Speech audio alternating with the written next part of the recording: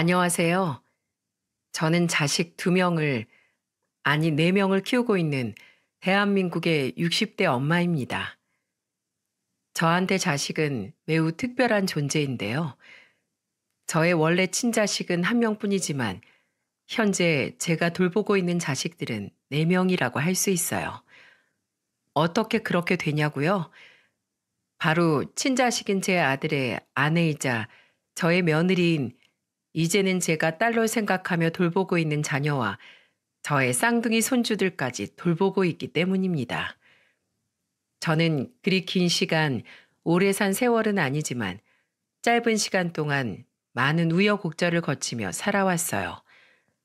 남들이 들으면 나도 그 정도는 다 겪으면서 살았어 라고 말할 수 있겠지만, 그래도 저는 개인적으로 제 삶이 힘들어 정말 포기하고 싶었던 적이 한두 번이 아니었습니다.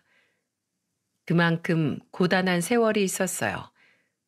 하지만 그 시절을 지나 아들을 장가 보내고 손주들까지 보면서 조금이나마 편안하고 안락한 생활을 할 수 있나 싶었는데, 결국에는 제 삶의 또 하나의 사건이 터지고 말았죠. 그 일을 계기로 해서 며느리를, 그리고 저의 손주들을 제 자식으로 생각을 하고 지금까지 이렇게 돌보고 있는 상황이네요. 하지만 이 모든 일들이 저는 원망스럽지는 않습니다. 살아가면서 누구나 그럴 수 있으니까요.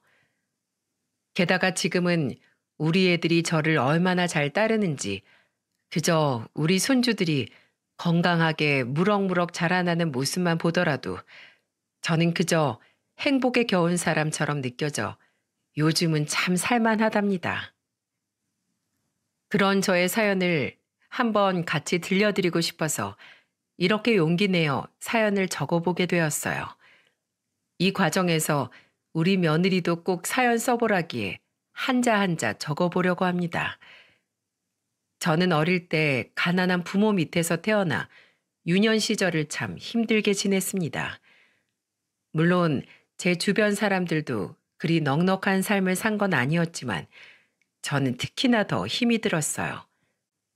그래서 일찍 시집을 갔고, 그래도 좋은 남편 만나 그나마 행복한 결혼 생활을 유지하고 있었죠.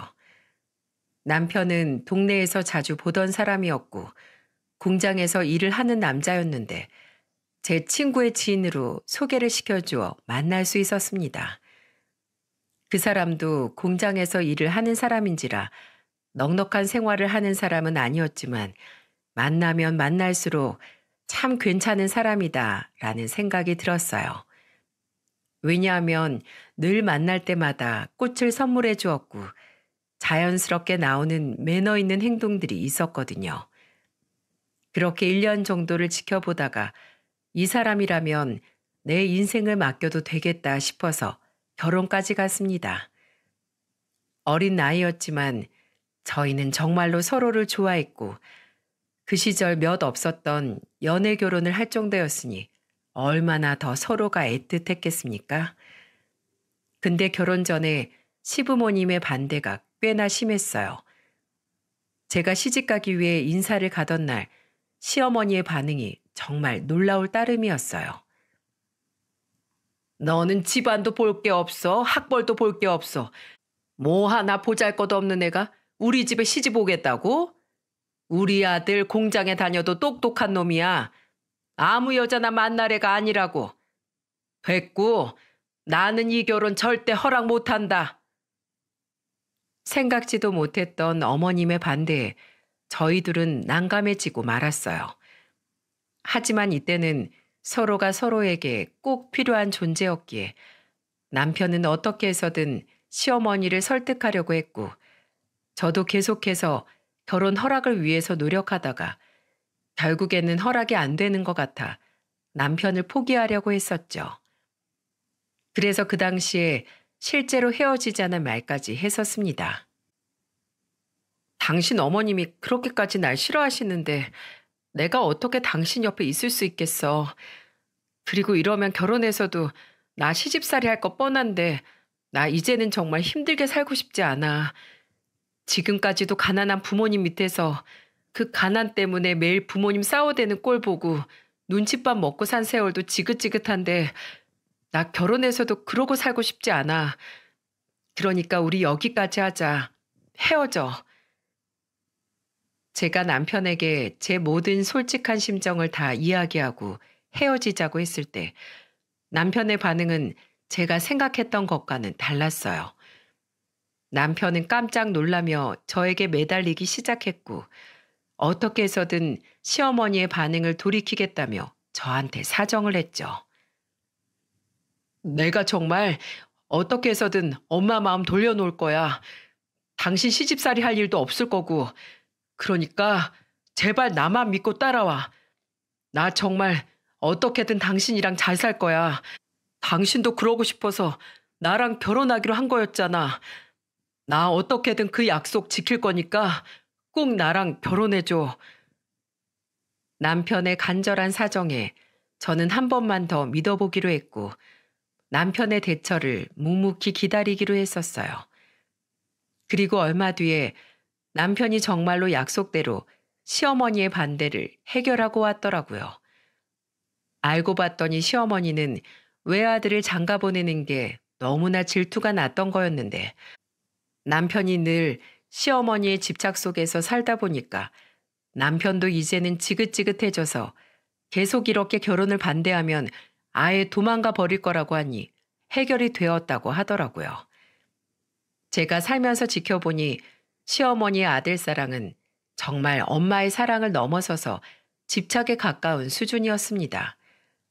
그걸 남편은 결혼 전에는 일찍이 혼자가 된 엄마가 불쌍해서 받아주었던 거였는데 결혼을 할 때까지 그게 영향을 미치니까 이제는 더는 받아주면 안 되겠다 싶어서 단호하게 나간 거였죠. 근데 그런 아들이 이제는 더 이상 집착하면 도망가겠다고 하니 시어머니 입장에서는 제법 충격이 컸던 것 같아요. 그래서 그때부터는 시어머니의 태도가 싹 바뀌면서 저에게 극진하게 잘하진 않았어도 적어도 시집살이를 힘들게 시키진 않으셨습니다. 남편 덕분에 결혼도 잘하고 결혼 생활도 행복하게 잘 이어가고 있었어요. 역시나 이 사람은 워낙에 사람이 좋은 사람이었기 때문에 결혼해서도 저에게 잘해주었는데요. 아이가 생기고 나서는 더욱더 책임감이 생겼는데 늦은 시간까지 공장에서 일을 하며 늦게 들어오는 일들이 다반사였어요. 그런 남편의 노력이 늘 안쓰럽고 고마워서 저도 최선을 다했고 저희는 어린 나이에 함께 결혼을 했지만 열심히 돈을 모아서 남편은 계속해서 공장을 다니고 저는 작은 순댓집을 하나 차려 운영해 나가고 있었어요. 저는 엄마에게 물려받은 손맛이 있었기에 순댓국집을 금방 자리 잡을 수 있었고 남편 역시 공장에서는 계속해서 인정을 받으면서 저희 둘의 인생은 아이와 함께 평안해지는 듯 했습니다. 하지만 얼마 지나지 않아 우리 가족에게 비극이 찾아왔고 그건 바로 갑작스런 남편의 죽음이었어요. 남편은 앞으로 우리가 애는 셋을 낳아야 한다며 그 애들 다 대학 보내고 시집장가 보내려면 열심히 일을 해야 한다며 늘 야근을 밥 먹듯이 하고 있었어요. 그런데 야간조에서 일을 하던 남편에게 갑작스런 사고가 났고 대처할 수 있었던 인원이 없었던 탓에 남편은 그대로 하늘나라로 떠나고 말았습니다.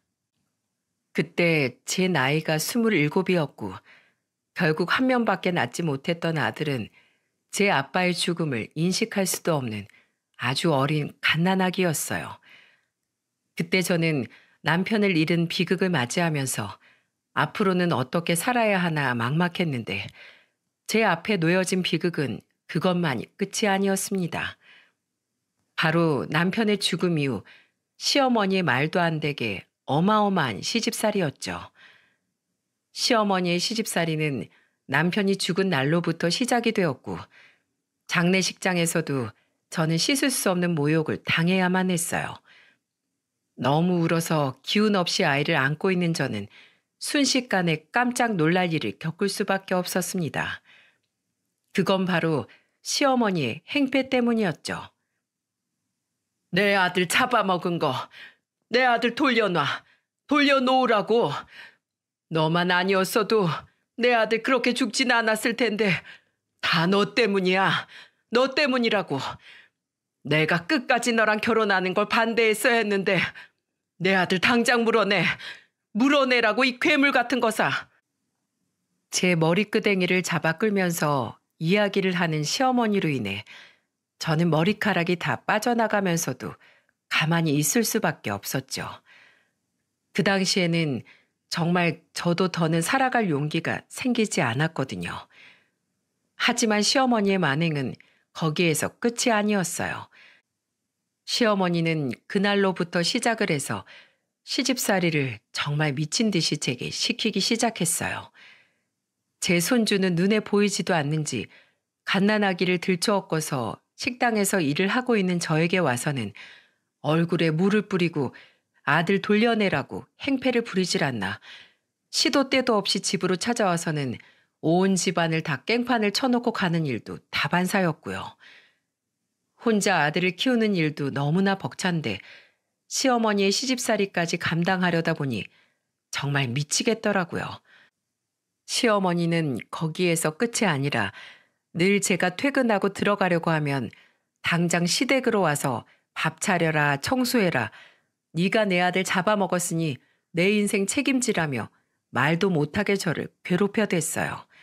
급기야는 나중에 살림을 억지로 합치면서 더 심한 시집살이를 당해야 했습니다.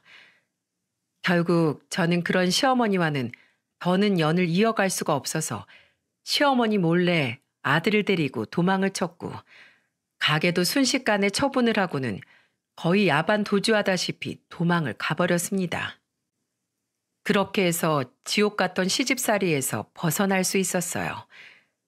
저도 남편 일은 슬픔이 컸지만 그래도 혼자가 된 시어머니가 불쌍해서 잘해드리며 최선을 다해 살아보려고 했지만 그 모든 행패를 받아주기에는 제 인생이 너무나도 고단했어요.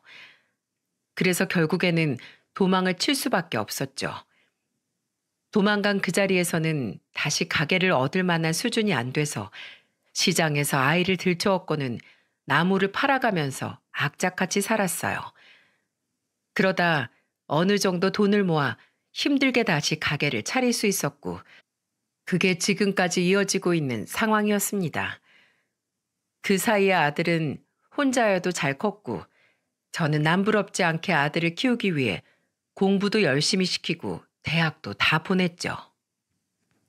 요즘 세상에야 대학 못 가는 사람들은 없다고 하지만 우리 아들은 고맙게도 공부도 열심히 해서 대학도 좋은 대학을 나왔어요. 그 덕에 취업도 잘하고 장가도 잘 갔습니다. 아들은 저를 닮았는지 결혼을 일찍 하고 싶어 했어요.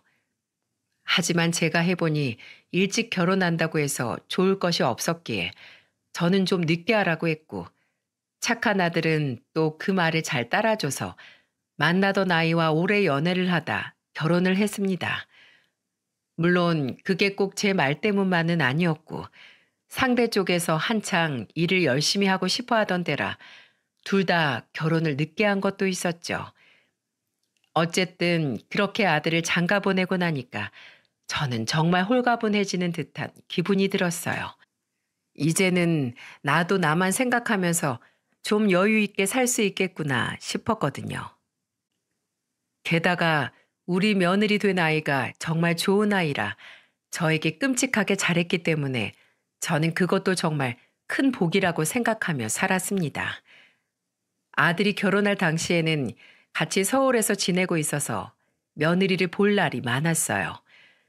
며느리는 어찌나 아이가 싹싹한지 늘 시도 때도 없이 제가 운영하고 있는 식당에 와 식당 일을 도와주며 저한테 정말 잘했어요. 어머니, 저 왔어요. 오늘은 저녁인데 손님이 별로 없네요. 잘 됐다. 얼른 정리하고 퇴근하고서 어머님이랑 맛있는 거 먹으러 가야지. 아이고, 일 끝나고 퇴근했으면 집에 가서 쉴 생각을 하지. 뭐하러 또 여길 왔어? 자꾸 이렇게 오지 말라니까. 이럼 나도 내 아들한테 지 마누라 뺏어간다고 미움사. 헤이, 지가 미워해 봤자죠. 누구 손엔데. 그리고 저는 어머님 이렇게 혼자 고생하시는 거 못 봐요. 아휴, 오늘도 이 손 다튼 것 좀 봐. 제가 핸드크림은 꼬박꼬박 바르시라고 몇 번을 이야기해요, 어머님. 어머님 손 생각해서 제가 얼마나 비싼 돈 주고 사온 건데. 아유, 바른다고 바르는데도 일하다 보면 자꾸 까먹네. 앞으로는 잘 바를게. 누가 사준 건데 발라야지 암. 그럼요, 그럼요. 이거 하나에 2만 원도 넘는 핸드크림이에요. 꼭 잘 바르셔야 돼요. 이렇게 우리 며느리는 싹싹하고 저한테 정말 잘하는 아이였습니다. 이것뿐만이 아니었어요.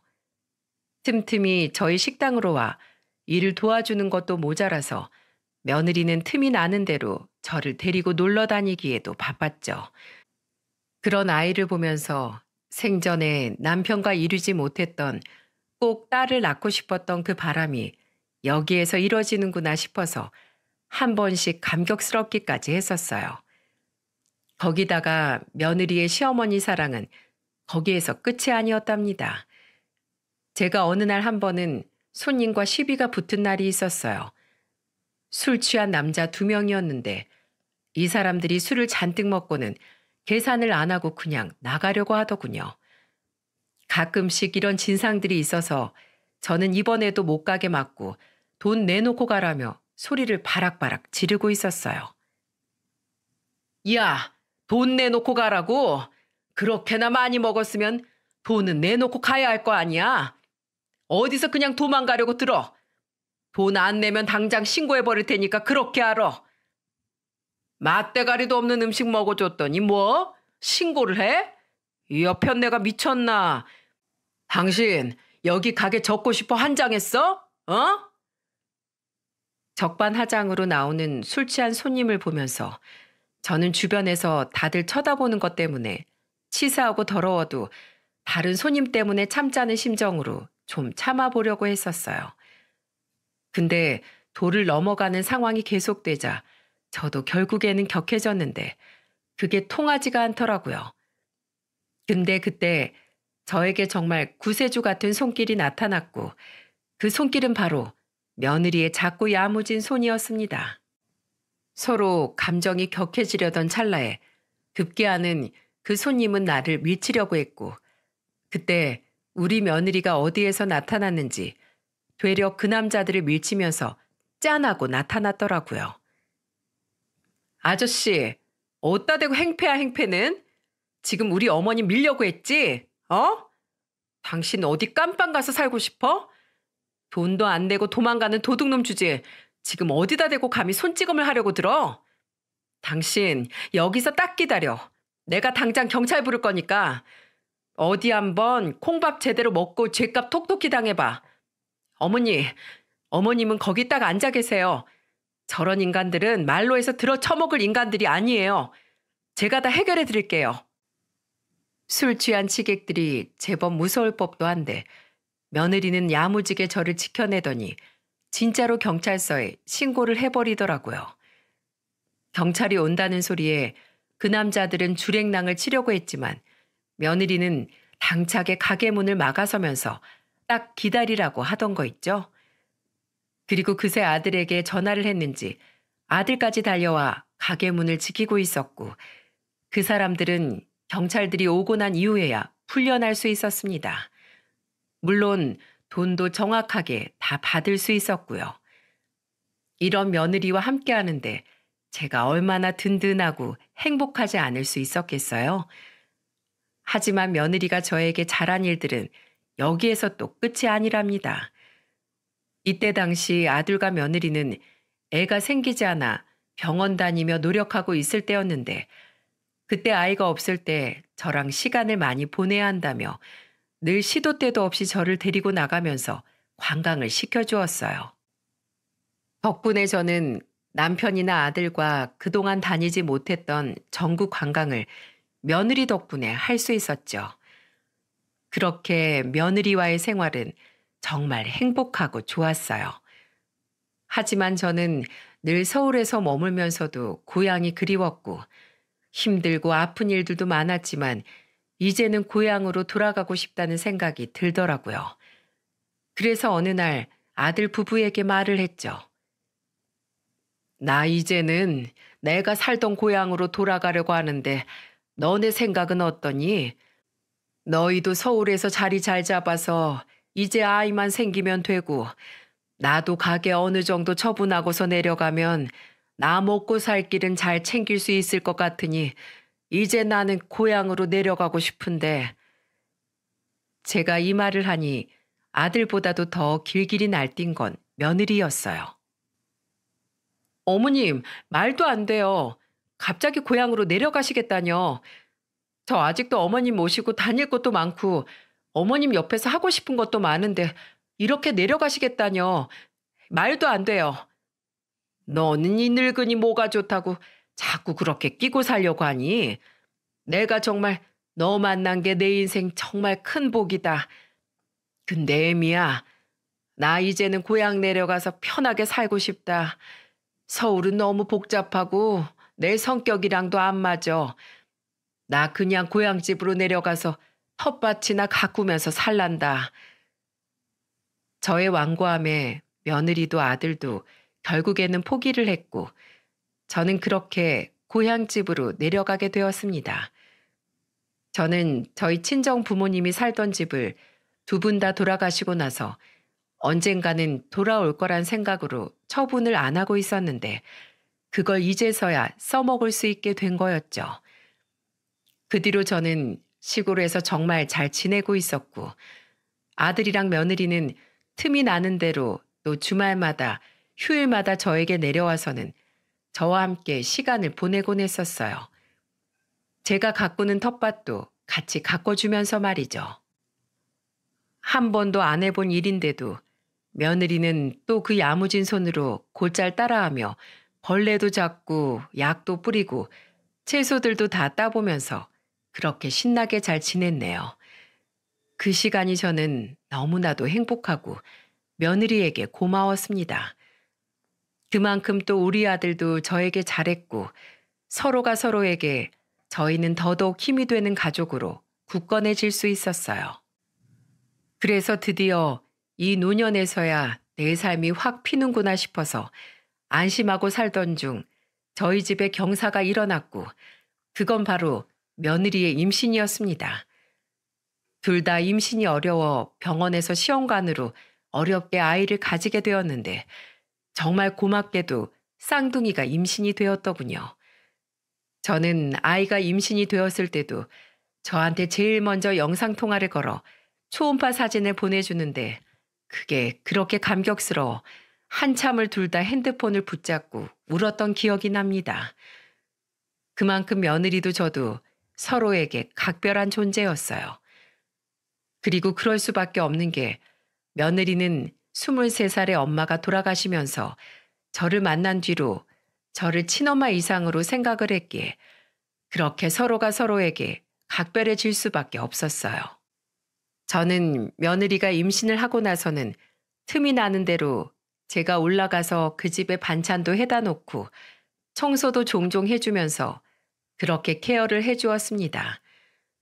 며느리는 제가 힘들까봐 이러지 않아도 된다고 했지만 점점 날이 갈수록 배가 불러오면서 몸을 가누기가 힘들어지니 나중에는 저에게 고맙다고 하더라고요. 제가 아니면 정말 힘들었을 거라고 말하면서 말이에요.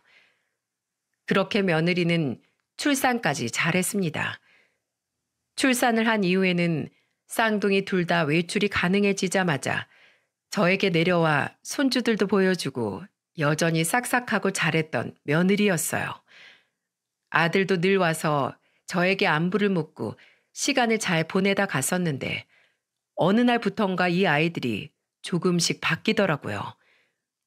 처음에는 바빠서 못 내려온다기에 제가 가겠다고 했더니 오지 말라고 하면서 점점 저랑 소통하는 시간도 없어지면서 저는 자연스럽게 시골에서 혼자 시간을 보내는 일들이 잦아졌습니다. 아쉽고 서운하긴 했지만 그래도 애 키우느라 얼마나 힘들까 싶어 말은 안 하고 혼자서 그저 아이들이 궁금하면 궁금한 대로 있으면서 지내왔었죠. 하지만 처음에는 그래도 명절에라도 잠깐씩 얼굴을 내비치던 아이들이 이제는 명절 때도 안 오기 시작하더군요. 왜 이렇게 이럴 애들이 아닌데 싶어서 아들에게 몰래 전화를 해서 물어본 적도 있었어요. 아들, 요즘 왜 이렇게 시골에도 통 안 내려오고 연락도 뜸한 거야? 너보다 며느리가 더 그러고 말이야. 혹시 너희 둘 무슨 문제 생겼니? 네? 아니야, 엄마. 그런 거 없어요. 그냥 우리 둘 다 너무 바쁜데 애까지 두 명을 동시에 키우려다 보니까 너무 바빠서 그래. 문제 전혀 없으니까 걱정하지 않으셔도 돼요. 내가 그래도 틈틈이 연락할 테니까 걱정 말고 와이프는 정말 전화할 여력이 없어서 못하는 거니까 엄마가 좀 이해를 해줘요. 하지만 여기에서 이상한 건 이것뿐만이 아니었어요. 제가 전화를 한 뒤로 마음에 걸렸는지 오랜만에 어쩌다가 내려온 아들 부부의 얼굴은 정말 안 좋아 보였답니다. 그러다가 제가 정말 의아하고 이해할 수 없는 상황을 그때 보게 되었죠. 아들 부부가 한 번은 오랜만에 내려와 같이 시간을 보내고 있었는데 갑자기 주방 쪽에서 쨍그랑하는 소리가 들리더라고요. 주방에서 음식을 준비하던 며느리에게 무슨 일이 생겼나 싶어 얼른 달려갔을 때 저는 생각지도 못한 광경을 봐야만 했습니다. 에이, 왜 이래 이거? 진짜 왜 이러냐고. 아, 짜증나. 며느리가 한껏 화를 내면서 그릇을 다 뒤집어 엎고 있었고 급기야는 제가 뒤에서 보고 있는데도 또 한 번 사기 그릇을 그대로 바닥에 내팽겨쳐 버리더라고요. 저는 너무 놀라 며느리에게 다가가 물었습니다. 어머 아가, 왜 그래? 대체 왜 이러는 거야? 무슨 일 있었어? 제가 다가가니 그제서야 제 존재를 눈치챘는지 며느리는 주춤거렸고 그래도 화가 안 풀렸는지 짜증을 팍 내면서 주방을 나가버렸어요. 저는 처음 겪는 상황에 너무나도 깜짝 놀라서 아들에게 물었더니 아들이 요즘 들어 자꾸 짜증이 늘고 조금씩 괴팍해져 간다고 이야기를 하더라고요. 요즘 애엄마가 좀 이상해지고 있는 것 같아. 전엔 안 그랬는데 어느 날부턴가 말수가 적어지더니 요즘은 저렇게 짜증내고 화내면서 폭력적인 행동들을 하나씩 하고 있어요. 나도 좀 고민이긴 한데 여기까지 와서 저럴 줄은 몰랐네. 저는 아들의 이야기를 듣고 나서 며느리가 산후 우울증을 겪고 있구나 라는 생각이 확 들었습니다. 요즘 사람들은 그냥 우울증도 많이 있지만 같은 여자로서 봤을 때 아이를 낳고 나서 느끼는 우울증이 큰 걸 저도 잘 알고 있었던 터라 얼른 아들에게 말을 했죠. 아들, 아무래도 며느라이가 산후 우울증이 온 것 같다. 그거 정말 무서운 거니까 네가 데리고서 병원을 좀 가봐. 그거 빨리 해결해야지. 안 그럼 본인도 힘들고 가족들도 너무너무 힘들어질 거야. 아들은 제 이야기를 들은 이후에 알겠다고 했습니다. 그리고 그 뒤로 정말로 병원을 간 건지는 모르겠지만 제 느낌상으로 며느리의 상태는 점점 더 안 좋아지는 듯 했어요. 왜냐하면 그 이후로도 다시 예전의 며느리의 모습을 볼 수가 없었거든요. 그래서 걱정이 되어서 아들에게 틈틈이 전화해 물었지만 아들은 그때마다 병원에서 치료받고 있으니 걱정하지 말라고 산후 우울증이 한 번에 고쳐지는 게 아니다 보니 시간이 좀 필요하다고 이야기를 하더군요. 아들의 이야기에 저는 알겠다고 하며 넘어가려고 했었습니다. 근데 어떻게 된 건지 여기에서 더 나빠질 게 없을 거라고 생각했는데 어느 날은 거의 3년 동안이나 이 애들이 아예 연락도 거의 없고 명절에도 내려오지를 않더라고요. 마지막에는 급기야 전화라도 되던 아들이 2달째 전화가 안 되고 문자만 되었고 급기야는 명절에 또다시 올 수 없다는 문자만 딸랑 남겨놓고는 연락 없는 아들 덕에 저는 손주들도 보고 싶고 아들도 며느리도 다 보고 싶은 마음에 무작정 이번엔 제가 서울로 찾아 올라갔습니다. 막무가내인 줄 알면서도 올라갔어요.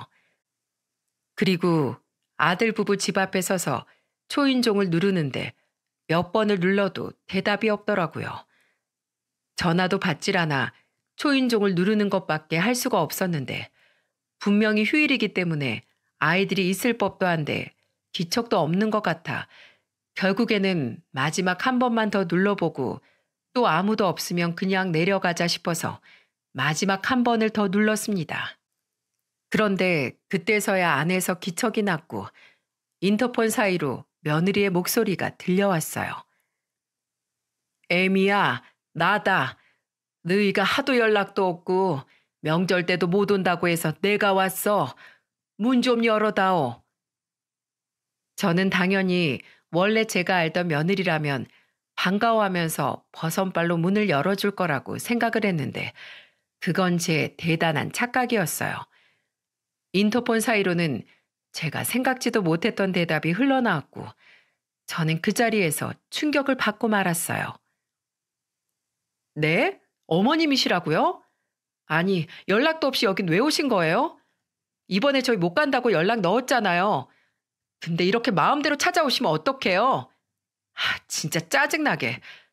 몰라요. 지금 여기 어머니 못 들어오시니까 그냥 돌아가세요. 뭐라고? 아니, 애미야. 너 왜 그러냐? 내가 왔다는데. 너네 좋아하는 반찬 지금 바리바리 싸들고 왔어. 얼른 문 좀 열어봐라. 나 팔 떨어지겠다. 그거 안 먹어도 되니까 그냥 도로 가지고 가던 아님 가다가 버리고 가든 그냥 가시라고요. 뭐야? 아니 너 정말 왜 그래? 얼른 이 문 좀 열어. 안 되면 내 우리 아들 얼굴이라도 보고 가련다. 그이 지금 없어요. 어머님 정말 죄송한데요. 저 지금 문 못 열어드려요. 그냥 돌아가세요. 며느리는 아들도 없다는 소리와 함께 한숨을 푹 쉬면서 돌아가라고 저를 냉대를 했어요. 저는 기가 차고 이게 무슨 일인가 싶어 순간적으로는 어안이 벙벙하더라고요. 애가 산후우울증 치료를 분명히 받고 있다고 했는데 상태가 더 심해진 건가 싶어 너무너무 걱정이 되었습니다. 그래서 아들이 집에 없다고 하길래 아들이 집으로 돌아오면 밖에서라도 얼굴 보고 무슨 상황인지 좀 보고서 가기 위해 문 밖에 앉아서 기다리고 있었어요. 그런데 밤이 되도록 아들이 집으로 돌아오지를 않더라고요. 저는 아들에게 다시 한번 전화를 했고 아들은 또 역시나 전화를 받지 않아서 이번에는 문자를 다시 남겼습니다. 아들, 나 지금 서울 너희 집 앞에 와 있다. 얼른 들어와서 얼굴 좀 보자. 며느리가 도대체 문을 안 열어줘서 집에도 못 들어가고 있다. 저는 이렇게까지 연락을 했는데도 연락도 없고 문도 안 열어주는 거 보니까 분명히 뭔가가 있다는 생각이 들었어요. 그래서 이대로는 그냥 가면 안 되겠다고 생각을 했죠. 그래서 아들이 들어오든 아니면 며느리가 문을 열고 잠깐 나오든 어쨌든 틈이 날 때까지 기다려보기로 했어요. 그리고 다행히도 그 생각을 하고 얼마 안 돼서 며느리가 잠깐 밖으로 나오는 듯 했고 저는 그 문이 열리자마자 며느리에게 다가갔습니다. 예, 도대체 무슨 일이길래 문도 못 열어준다는 거야? 나 지금 당장 너희 집으로 들어가야겠다. 아들 녀석은 오지도 않고. 문 앞에 제가 있을 거란 생각을 전혀 못했는지 며느리는 저를 보자마자 당황했고 막무가내로 열린 문틈 사이로 들어가는 저를 제지하지 못한 채로 그대로 며느리도 같이 집으로 다시 들어왔습니다. 그리고 저는 무슨 일인지 다 알아야겠다는 각오로 들어간 아들 부부의 집에서 정말 충격적인 모습을 보게 되었고 저는 그 자리에서 오바이트까지 할 뻔했어요. 제가 들어간 아들 부부의 집은 평소에 제가 아는 모습이 아니었고 완전히 쓰레기 집도 그런 쓰레기 집이 따로 없더라고요.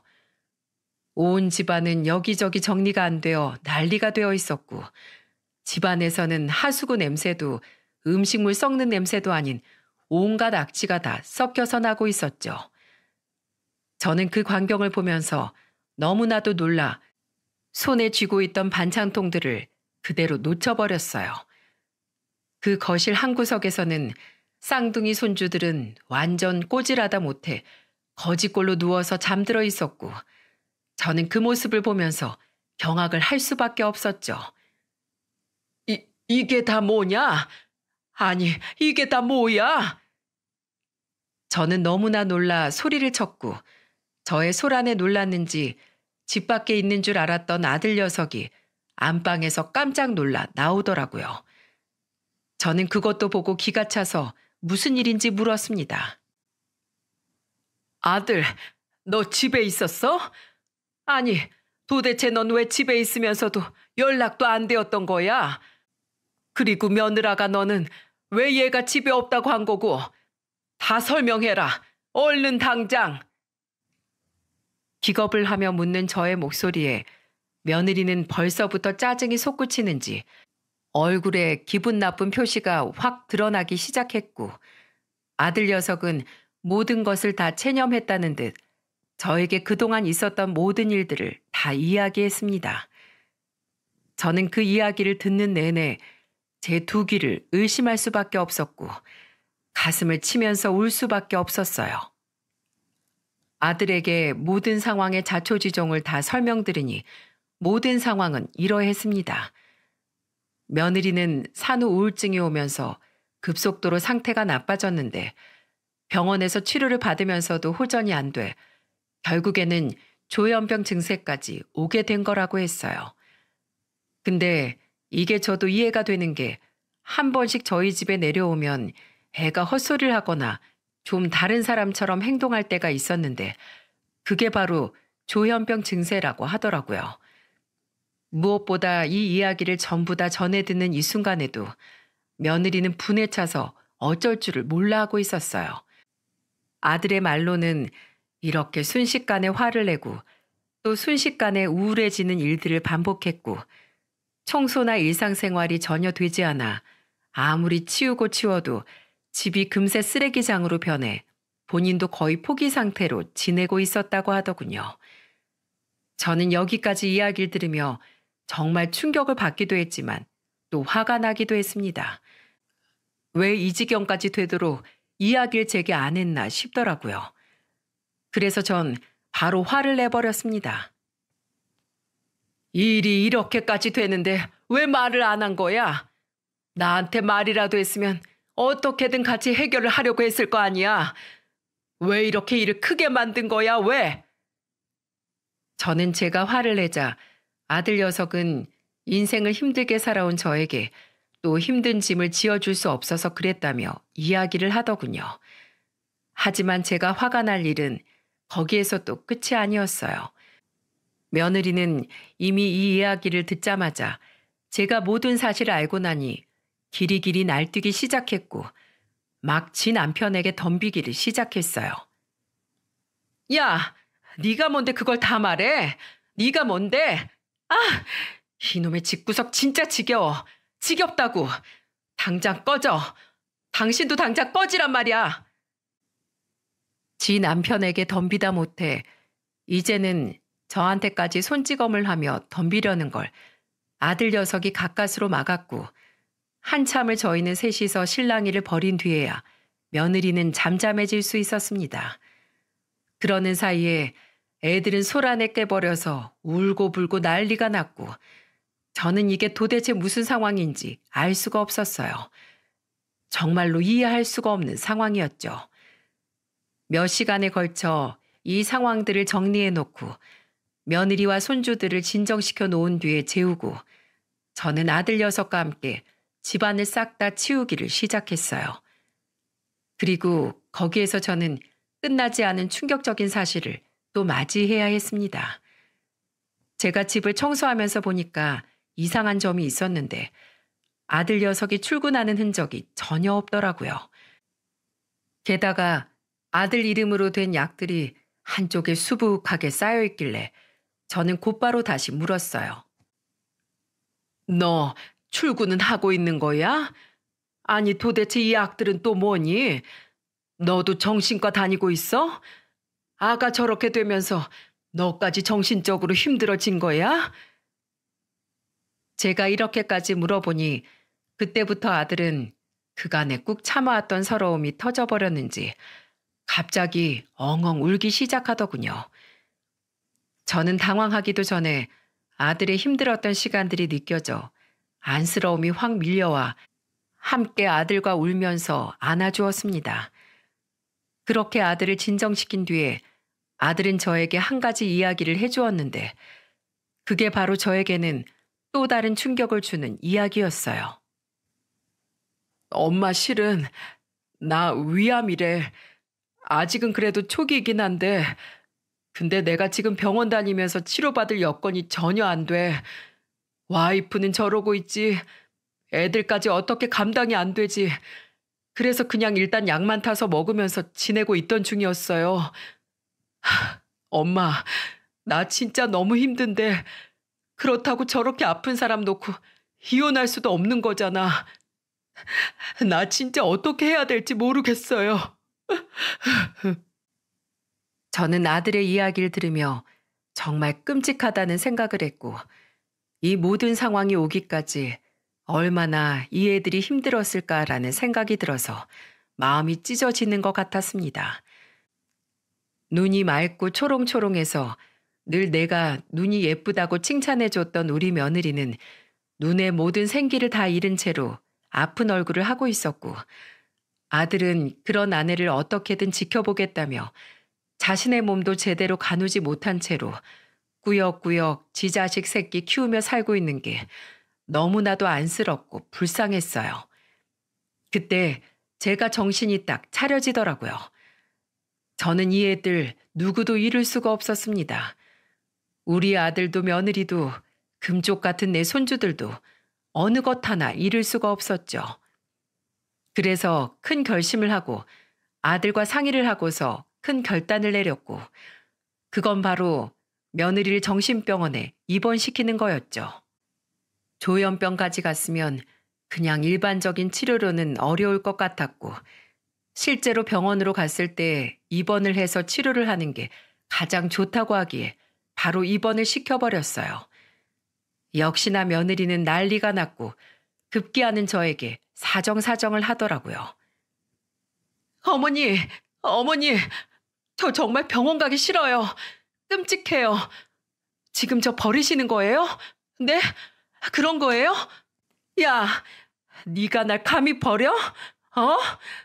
네가 그러고도 무사할 수 있을 것 같아? 아, 싫어. 다 싫다고.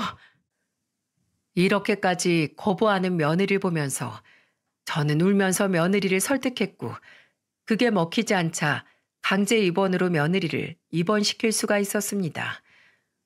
그 뒤로는 손주들은 제가 다 케어를 하면서 아들은 위암 치료를 받게 했어요. 아들은 다행히도 큰 수술까지는 가지 않아도 되었기 때문에 간단하게 치료를 받았고 다행히도 결과가 잘 나와 지금은 회복을 잘 하고 있는 중에 있습니다. 며느리는 병원에 간 뒤로 자주 면회를 갔어요. 그 시간이 장장 1년이 넘는 시간이었어요. 정신병은 그렇게 쉽게 나는 병이 아니었기에 며느리는 입원 치료를 하면서 정말 어려운 시간들을 보냈는데요. 밖에서 저와 아들 녀석은 며느리가 입원에 최선을 다할 수 있게 아이들도 꼬박꼬박 데리고 갔고 정말 다행히도 며느리가 병원에서 조금씩 상태가 호전이 되면서 스스로 치료를 받을 만한 의지가 생겼는지 적극적으로 치료에 임한다는 이야기를 들을 수 있었습니다. 덕분에 생각보다도 훨씬 빨리 며느리는 퇴원을 할 수 있었고요. 그 사이에 저는 시골집도 다 내팽겨치고 오로지 아들과 손주들을 케어하는데 힘을 쓰고 있었어요. 그러면서도 우리 며느리가 어찌나 보고 싶은지 하루하루 며느리와 함께 있었던 좋은 추억들을 생각하고 다시 그때로 꼭 돌아갈 수 있다는 희망을 놓지 않으며 하루하루를 악착같이 버티고 있었죠. 그러다 정말 며느리가 상태가 더 좋아져 퇴원을 하게 되었고, 저도 며느리도 퇴원을 하는 날 서로 부둥켜 안으며 얼마나 울었는지 모릅니다. 어머님, 정말 감사합니다. 저 이렇게 못나게 행동하고 이기적으로 어머니께 못되게 행동했는데도 절 끝까지 기다려 주셔서 감사해요. 어머니, 저 정말 너무너무 보고 싶었어요. 너무너무 어머님이 그리웠어요. 병원에서 치료받으면서 정신 들 때마다 제 상태를 보면서 어머니께 남편한테 또 우리 애들한테 버림받으면 어떡하나 얼마나 걱정하고 고민했는지 몰라요. 근데 이렇게 저 안 떠나고 끝까지 기다려 주셔서 감사합니다. 정말 감사해요, 어머님. 아가, 내가 널 버리긴 왜 버리니? 눈에 넣어도 안 아까운 내 딸이나 다름없는데 정말 다행이다. 정말 다행이야. 네가 다시 돌아와서 정말로 다행이야. 네 그 마음의 병이 다시는 낫지 않게 되면 어쩌나. 내가 얼마나 고민하고 걱정했는지. 근데 이제 됐다. 이제 다 됐어. 네가 괜찮아졌다니 난 이제 여한이 없다. 네 남편도 치료 잘 끝나서 지금은 아주 건강해. 이제 너희 둘이서 애들이랑 행복하게 사는 일만 남았으니까 앞으로는 우리 그것만 생각하자. 알았지? 네, 어머님, 그럴게요. 저 이제 정말로 행복하게 살 생각만 할게요. 그렇게 저희는 눈물을 펑펑 쏟아내며 서로를 끌어안고는 한참을 울었습니다. 그 옆에서 제 아들 녀석도 손주들도 얼마나 울었는지 몰라요. 그대로 저희는 아들 부부의 집으로 돌아갔습니다. 너무나도 말끔해지고 깨끗해진 자신의 집을 보면서 며느리는 또 한 번 눈물을 훔치더라고요. 지난날 본인이 얼마나 끔찍한 행동을 저질렀나 후회가 된다며 다시는 그렇지 않겠다고 다짐을 하던 거 있죠. 저는 그것만으로도 충분했습니다. 며느리가 다시 의지가 생긴 것 하나만으로도 저에게는 충분하고도 남았어요. 하지만 아직 아들도 완치 판정을 받기까지 시간이 좀 더 있어야 하고 며느리는 계속 왔다 갔다 하면서 치료를 받아야 하는 상황이기 때문에 저는 그대로 서울에서 남아 손주들을 같이 케어해 주기로 했습니다. 저는 이 4명 중 누구도 잃을 수 없었기에 어떻게든 이 애들을 다 제대로 살려내기 위해 무슨 짓이라도 할 생각입니다. 그래서 끝까지 행복하게 우리 5명이서 오래오래 살아갈 거예요. 다행히도 아들 녀석은 다시 직장을 구해서 일을 다니며 돈을 벌기 시작했고 며느리는 정상적인 직장 생활은 어려운 상황인지라 틈틈이 아르바이트를 하며 시간을 보내고 있어요. 또 건강한 몸과 마음을 유지한다며 최근에는 저랑 열심히 밤에 조깅도 하고 배드민턴도 치면서 가벼운 운동도 하고 있는 중이랍니다. 그 사이에 우리 손주들은 다시 안정을 찾아가고 있어요. 이 어린 것들이 엄마 품에 있어야 할 때 그러질 못했는데 요즘은 다시 온전한 사랑을 잘 받으면서 안정적으로 잘 커나가고 있는 중이랍니다. 또 상황이 많이 안정이 되어서 얼마 전에는 가족 사진까지 찍었네요. 다들 그 사진 속에서 환하게 웃고 있는데 그 모습이 또 어찌나 감격스러운지 며느리와 저는 눈물까지 훔쳤었네요. 여러분, 인생 참 바람 잘 날 없다고 하잖아요. 제 인생이 딱 그런 것 같습니다. 바람 잘 날 없는 제 인생, 노년에는 좀 편하게 살아보려나 했더니 또 이렇게 저에게 시련 아닌 시련이 왔지만 저는 이제 이게 시련이라는 생각이 들지 않아요. 오히려 우리 가족이 더 끈끈하게 맺어지는 기회라는 생각이 드네요. 그래서 저는 앞으로 어떻게든 우리 가족을 지켜낼 생각입니다. 우리 아들도 며느리도 손주들도 그리고 저도 끝까지 잘 지켜내서 끝까지 행복하게 살아가려고 해요. 여러분도 저의 삶을 응원해 주시고 우리 가족들 이제 다시는 아프지 말고 늘 건강할 수 있도록 기도해 주시기를 바라겠습니다. 그리고 여러분의 삶에도 늘 좋은 일들만 넘쳐나고 가족 간의 사랑이 더 끈끈해져서 노년까지 행복한 삶을 유지하시도록 저 역시 기도하겠습니다. 길고 긴 사연 들어주셔서 정말 감사합니다.